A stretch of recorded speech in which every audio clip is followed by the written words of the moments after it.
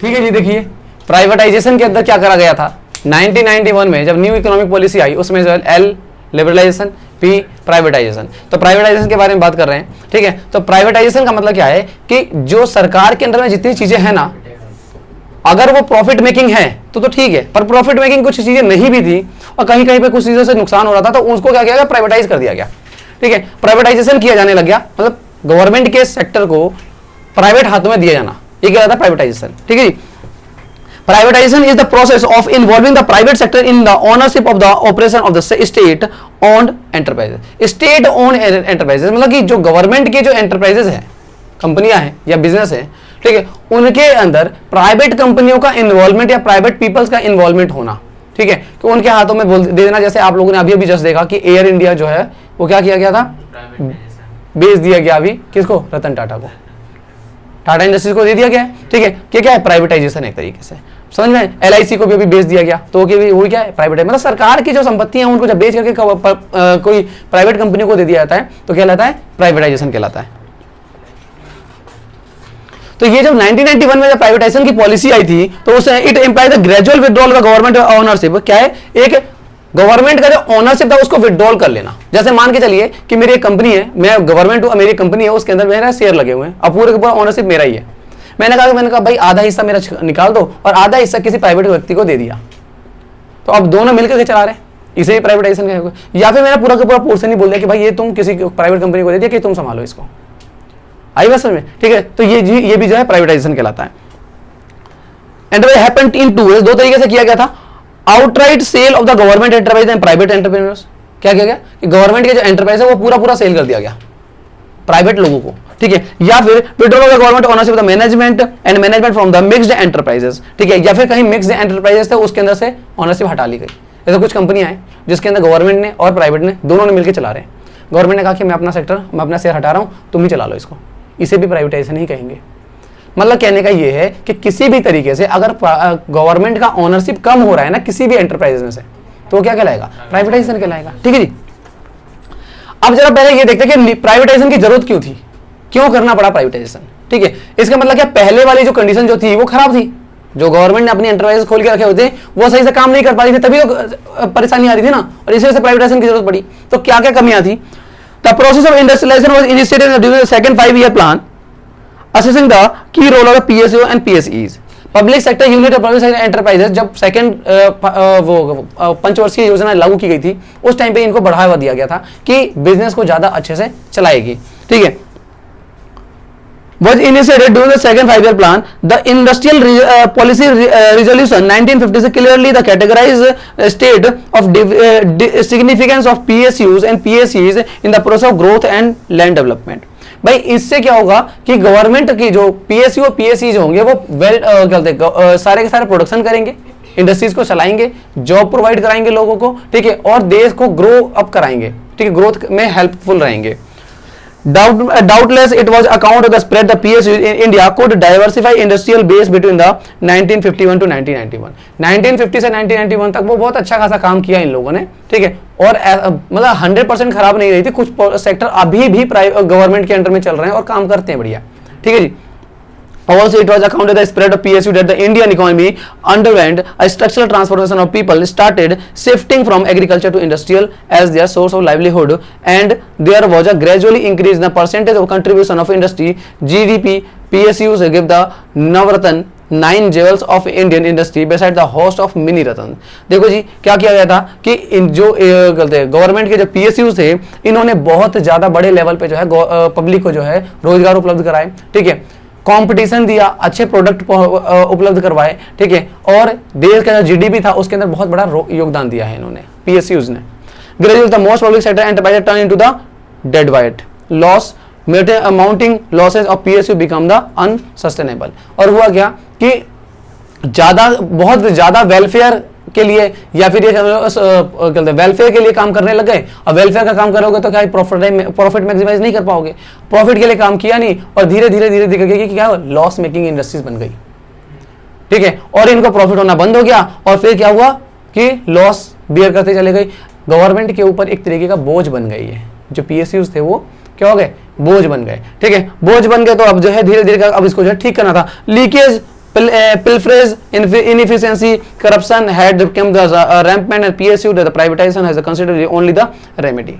इतना ज़्यादा करप्शन फैल गया था, ठीक है, इसके अंदर कोई भी काम सही से हो नहीं पाता था, ठीक है, अगर कोई काम हो रहा है तो उसको बहुत टाइम लग जा रहा था, ठीक है, प्रोडक्टिविटी बिल्कुल डाउन हो चुकी थी, जो गवर्नमेंट सेक्टर के जो एम्प्लॉय थे वो सही से काम नहीं करते, ठीक है, और लॉस, हर साल लॉस दिखाए जा रहे हैं, गवर्नमेंट का खजाना इन्हीं के ऊपर खाली हुआ जा रहा है, इनको कमा के गवर्नमेंट को देना चाहिए, गवर्नमेंट से उल्टा ले रहे हैं, ठीक है, तो क्या हो गया कि एक तरीके से जो है ये बिल्कुल सिक यूनिट बन गया, सिक यूनिट, बीमार यूनिट, जो कि अब कभी प्रॉफिट देगा ही नहीं, ठीक है, तो इसका एकमात्र तरीका ये रह गया था, क्योंकि इसके अंदर करप्शन बहुत ज्यादा हो गया था, कोई भी काम कराना है करप्शन, प्रॉफिट हो रहा है, मैं आप एम्प्लॉइज जो है घपलेबाजी कर ले रहे हैं, ठीक है, खा जा रहे हैं उसके अंदर ही, तो मतलब उन सब चीजों की वजह से क्या है कि गवर्नमेंट तक पहुंच ही नहीं रहा था प्रॉफिट जो है, आई बात समझ में, तो इसको जो है एकमात्र रेमेडी क्या रह गया था कि इसको अगर प्राइवेट हाथों में दे दिया जाएगा तो एम्प्लॉय को जो अभी ये सोच करके बैठे कि तो हमारी तो परमानेंट जॉब है, गवर्नमेंट जॉब है, हमें तो निकाला जा नहीं सकता, तो वो काम नहीं करते थे सही से, तो जब प्राइवेट हाथों में चले जाएगा, कंपनी को प्राइवेट हाथ में दे देंगे तो इनको भी जॉब छूटने का जो है डर रहेगा इनको, ठीक है, तो ये भी काम मन लगा करके काम करने लग जाएंगे, ठीक है, ऑटोमेटिकली जो है प्रॉफिट जो है गेन होने लग जाएगा और ये जो है दोबारा सिक यूनिट जो है वो दोबारा प्रॉफिट मेकिंग यूनिट बन जाएंगे, तो इसका जो इस वजह से प्राइवेटाइजेशन की नीड हो गई थी।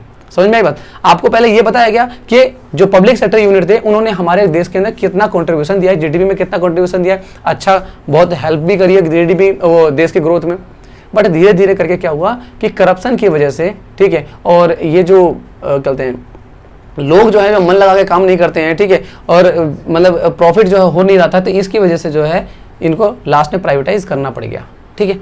अब जरा बात करते हैं प्राइवेटाइज के बारे में। देखो ये नवरत्न के बारे में अच्छे से पढ़ लेना, नवरत्न कौन कौन से थे, ये नवरत्न के अंदर कौन कौन सी कंपनियां आती हैं, यहाँ पे लिखा हुआ है महारत्न और नवरत्न, नवरत्न में 9 कंपनियों के नवरत्न, मतलब गवर्नमेंट के नवरत्न है ये, ठीक है, इनको एक बार पढ़ लेना नाम, ठीक है, हिंदुस्तान एरोनॉटिकल लिमिटेड है, महानगर टेलीफोन MTNL है, ठीक है, BSNL है, और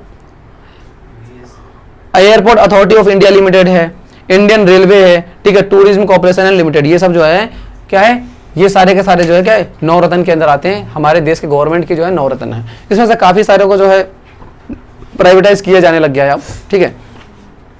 अकॉर्डिंगली 1991 अब हुआ क्या, 1991 में government decided to please out the public enterprise selling out the equity in the private enterprise. क्या करा कि गवर्नमेंट ने डिसाइड कर लिया कि भाई अब ये जो है सिक यूनिट बन चुकी है, इनसे इनके ऊपर खर्चा करने से बेहतर ये है कि इन कंपनियों को बेच दिया जाए किसी प्राइवेट हाथों में जो कि ज्यादा अच्छे से मैनेज कर पाएगा इसको, ठीक है ना। तो वो जो है it's equity of private enterprise privatisation was to replace the public ownership large number of the enterprise. क्या किया गया कि पब्लिक का जो ओनरशिप जो था उसको प्राइवेट लोगों के हाथों में दे दिया गया, ठीक है, मतलब वो जो पहले गवर्नमेंट की कंपनियां थी उसको कन्वर्ट करके प्राइवेट कंपनियों में कन्वर्ट कर दिया गया जिन्होंने इसको खरीदा। नेक्स्ट उसके बाद however in the view of their efficient performance Navratna were to be retained as the public sector enterprises, indeed the government has decided to upgrade their functional freedom with the view to the enhance their competitive strength. Government ने क्या किया, कुछ नवरत्न जो थे वो अपने पास ही रखे और उनको क्या है कहा कि भाई इसको और अपग्रेड किया जाएगा। अपग्रेड किस तरीके से किया जाएगा, या तो कहीं से मैनेजमेंट प्राइवेट ले लिया जाएगा, ठीक है, या प्राइवेट एम्प्लॉइज को रख लिया जाएगा, ठीक है, कुछ पार्ट जो है वो प्राइवेट के हाथों में दे, जैसे रेलवे का तुमने देखा होगा ग्रुप डी आज के टाइम में प्राइवेट हो गया है, जो स्टेशन के सफाई के जो कर्मचारी है उनकी गवर्नमेंट जॉब नहीं होती अब वो प्राइवेट बेसिस पे रखा जाता है, ठेका दे दिया जाता है एक स्टेशन का एक व्यक्ति को, वो एम्प्लॉय रख करके काम कराता है। तो देखो आजकल स्टेशन बिल्कुल साफ सुथरे रहते हैं क्योंकि उनको पता है कि भाई काम सही से नहीं करेंगे ठेका छिन जाएगा। समझ में आई बात, मतलब कहने का काम भी बढ़िया तरीके से अब होने लगे। तो क्या प्राइवेटाइज करने के लिए जो उसको जो है और दोबारा से प्रॉफिट मेकिंग यूनिट बनाने के लिए क्या किया गया कि थोड़े बहुत डेवलपमेंट किए गए, डेवलपमेंट करके उसको चलाया जा रहा है, ठीक है ना। Obvious gain of imperative losses of privatisation. अब ये गेन क्या क्या हुआ प्राइवेटाइजेशन के आने से, क्या क्या फायदे हुए एक तरीके से ये देखते हैं, ठीक है। Privatisation imply the supremacy of the self interest over social interest.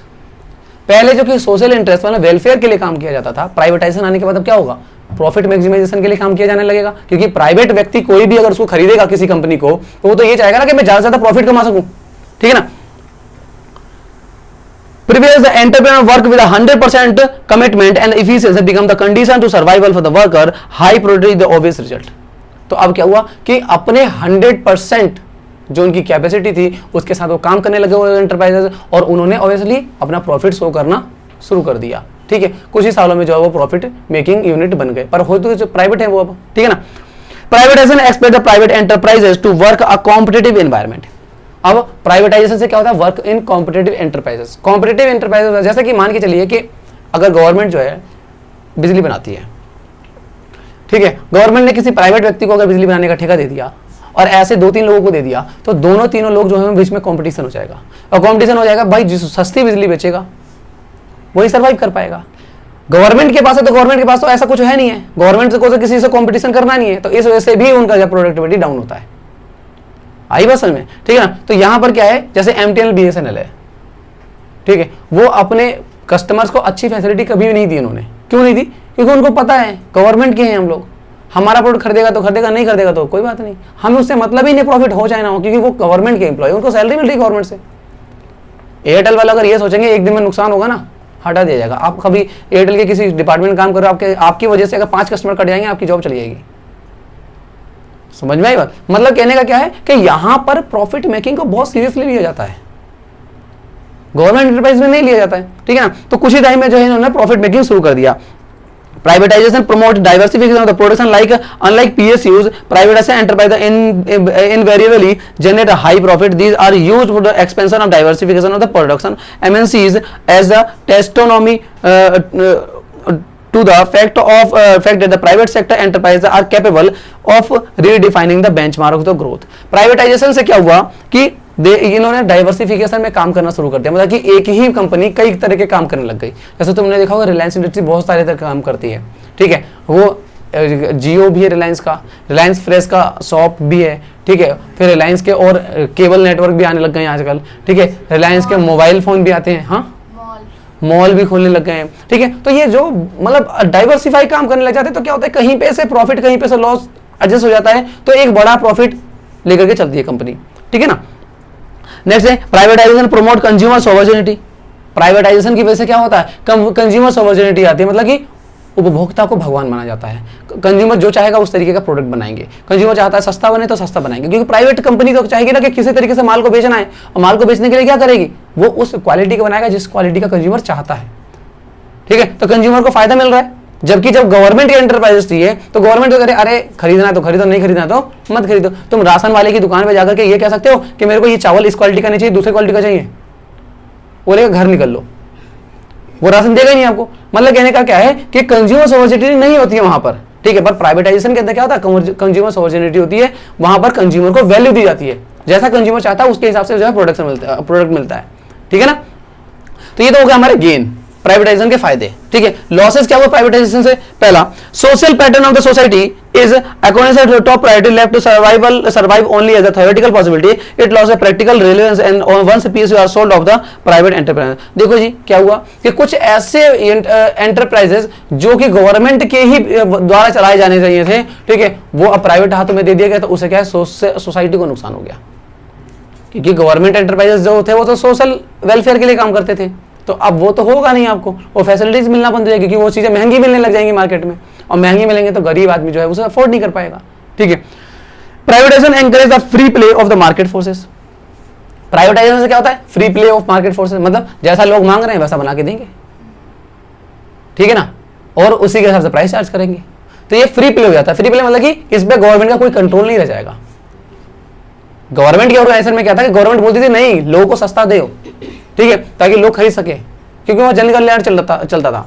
Privatisation में तो ऐसा नहीं है, यहाँ पे फ्री प्ले होता है, डिमांड और सप्लाई पे डिपेंड करता है कि प्राइसेस अप जाएंगे या डाउन जाएंगे, समझ में आया बात।